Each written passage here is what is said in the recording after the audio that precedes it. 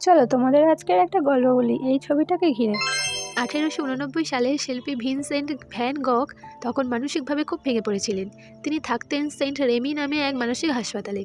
এক রাতে ঘুম আসছিল না বলে মনটা অস্থির, মাথার ভেতরে ঝড়। জানালার বাইরে তাকিয়ে তিনি দেখলেন আকাশ, তারা, চাঁদ, কিন্তু সেগুলো শান্ত ছিল না। তারাগুলো ঘুরছিল, আকাশটা নড়াচড়া করছিল, ঠিক যেমন তার নিজের মনের ভেতরটা। এই ঘূর্ণমান আকাশ আসলেই তার মানসিক অস্থিরতার প্রতিচ্ছবি।